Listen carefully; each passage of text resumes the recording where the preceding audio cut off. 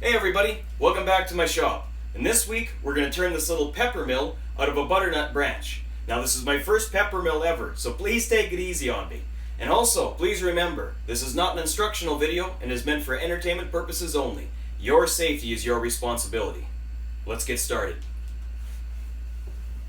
We're just starting out with our branch section between centers. I'm using the roughing gouge to bring the cylinder down to about 2 3/4 inches, and then I'm going to use my parting tool to form 3 different tenons and to denote the top from the body of the grinder. So we've got our branch roughed out to about 2 3/4 inches. We've got 3 tenons set, one at the top of the top, one at the top of the body, and one at the bottom of the body. These tenons will be used to hold the pieces in the chuck while we drill. This other little recessed section below the top is not for another tenon, but actually just to set the depth of a bead that I'll turn to match another bead on the top of the base. Does that make sense? Clear as mud? Well, it'll make sense in a little bit, so let's keep moving. This little score line here I'm going to use as a guide to cut these 2 pieces apart on the bandsaw. Before we move on, I figured I should show you the grinder mechanism we're going to use and explain the reasoning behind all the holes we're going to bore. The mechanism is called the crush grind, and from what I've seen, it looks like the best on the market right now. It uses a ceramic burr that they've proven by taking over 200 kilograms of peppercorns and throwing it through one grinder mechanism, and it was grinding fine in the end. And I think they actually offer a 25-year warranty, a lifetime warranty. As for the holes we're going to drill, it's quite simple. We need a 1 3/4 inch hole to give room for the grinder mechanism, which this little shoulder will seat into. A 1 9/16 inch hole for the actual grinder mechanism itself. Then we need a 1 16 inch hole to give room for the shaft and the peppercorns, and that will also act as a little mortise for the tenon in the stopper. And the stopper needs a 15/16 inch hole in the top of the grinder. All of these parts, both the grinder mechanism and the stopper, will be held in place with epoxy after all turning and finishing is complete. We're back from the bandsaw. I've got the body chucked up, and we're going to drill from the top first. I don't have extensions long enough to drill this far of a distance, so we're going to have to drill from 2 sides, which is part of the reason why we have 2 tenons. Now I've already trued up and cleaned up this top side because that's where the top of the grinder will fit to the body, so it's going to be a finished surface. So that's cleaned up. Now we're ready to start drilling. I've got the lathe running at 400 RPM to drill with this Forstner bit.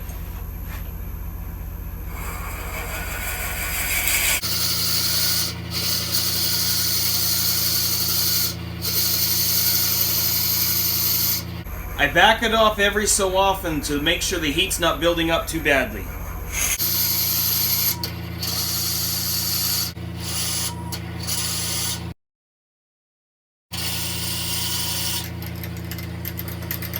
I've now added the Forstner bit extension so we can continue drilling down the body. I didn't start with the extension though, just to make sure that we had as much accuracy and support to begin with as possible.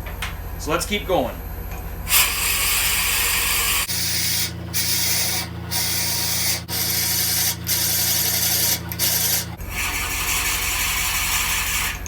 There, we've drilled just past half now. That'll be pretty good for us to drill from the other side. So we've now reversed the body into the chuck. Off camera, I turned away the tenon on the bottom and cleaned up this bottom surface because it's also going to be a finished surface. So next step in the drilling is to drill a 1 3/4 inch hole, about 3/4 inch deep. The instructions say about 1 inch. Craft Supply's video said about 5/8. So we're going to go about 3/4. And that brings us to a depth of just where this black part transitions into the clean metal. So we're going to start the lathe back up to about 400 RPM and start drilling slowly as before.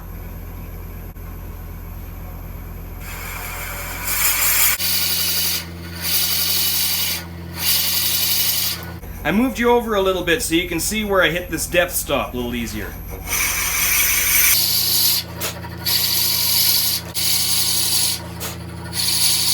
And there we are.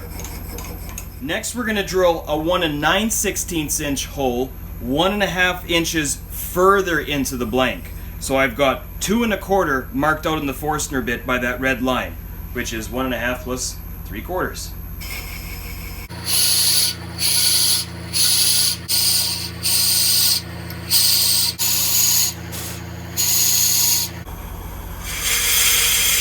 there we go.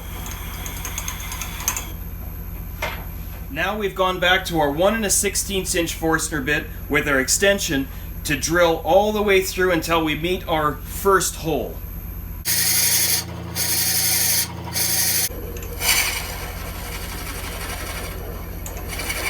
There we go, all the way through. So let's take a look at what we got here. We've got our 1 3/4, reduces down to our 1 9/16, which goes down to the 1 1/16. And isn't it satisfying when you drill two holes opposite of each other and they line up just perfectly? Oh, I love it. Now we're going to drill our top out with a 15/16 inch drill bit to a depth of 1 1/4 inches.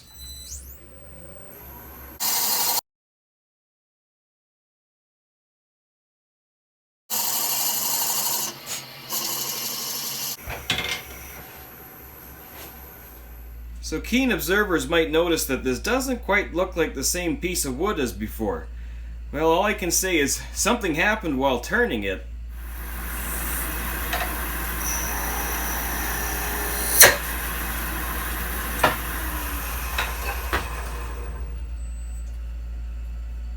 Whoa, that's not going to get fixed. So I formed a new top from a section further up the same branch in hopes that we still get somewhat of a grain match. So for now I'm going to put away this devil's can opener until I turn a couple hundred more beads out of pine 2x4s, and I'll just continue on with just the spindle gouge. So here, let's shape up the top. About 1800 RPM.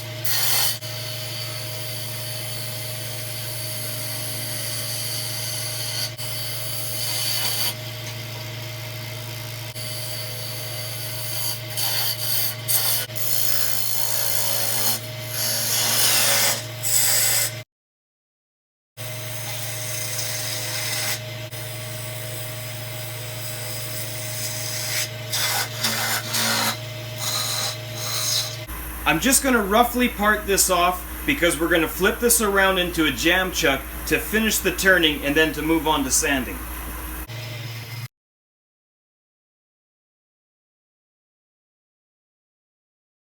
Off camera I turned us a little jam chuck so we could fit on our top to finish turning, and I'm just going to bring up a tailstock support till the very last moment just to be safe.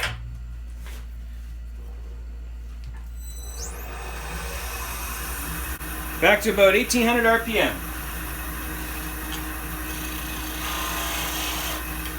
I'm going to keep bevel contact all the time.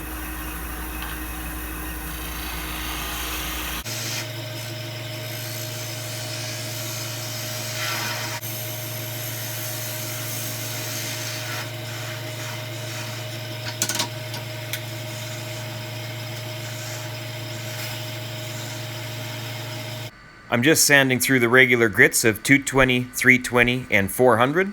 Always make sure you do a very good job sanding so that you leave no torn grain or sanding scratches behind, and that all the details are left nice and crisp.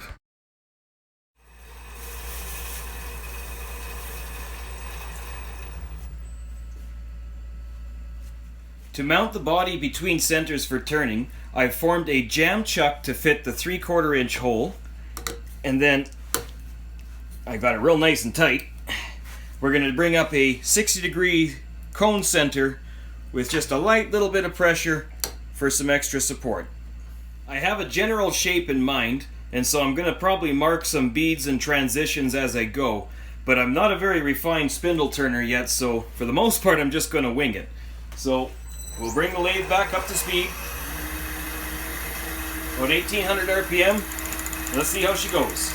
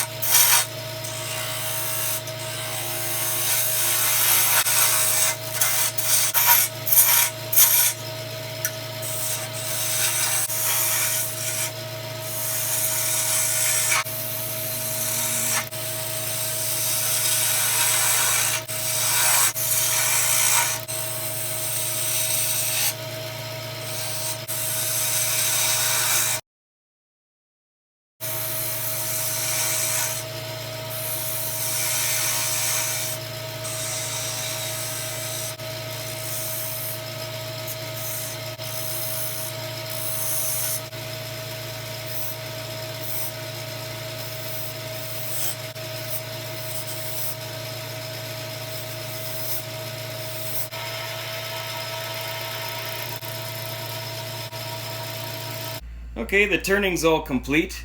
I'm not totally sure what I think of the shape yet. It's my first pepper mill, and like I said, I'm not that great of a spindle turner. So what do you think? Is it a nice shape, or is it unique? Anyways, I'm going to move on to sanding. I modified the jam chuck off camera slightly by relieving the backside here, so that way I can slide the body back on, and then when I apply polyurethane finish, I can get it all the way to the underside here. So like I said, I'm going to use polyurethane for a finish. The reason I chose polyurethane is because it's a very, very tough finish, and it resists moisture very well, and it's still food safe for contact with food and everything like that. And so in this bottle I've got polyurethane thinned down by about 20% with mineral spirits, and this is so I can wipe it on. I use this bottle because after I'm done I can squeeze out all the air very easily so that the finish is preserved a lot better. The procedure I use for applying the polyurethane is I apply about 5 or 6 coats usually. The first 2 coats are just seal coats, so I don't scuff it up with steel wool or sandpaper in between those two. But after the first 2 coats, I will scuff with 4/0 steel wool in between each coat. And once the finish is built up, that it's nice and shiny all over, I consider it done. And just a reminder to always use the manufacturer's instructions for best results. I usually apply the first 2 coats with a brush, wiping off all the excess with a white paper towel. Always use a white paper towel with things with mineral spirits because it can take the ink out of the paper towel and stain your work. Unless you're looking to add some blue dye to your piece.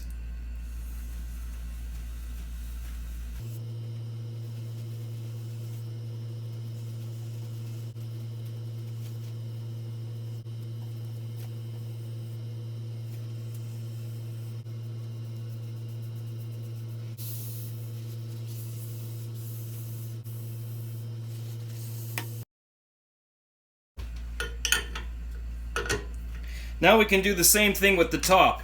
And this is why I wanted to do this as well, so I could handle it afterwards and put the top in.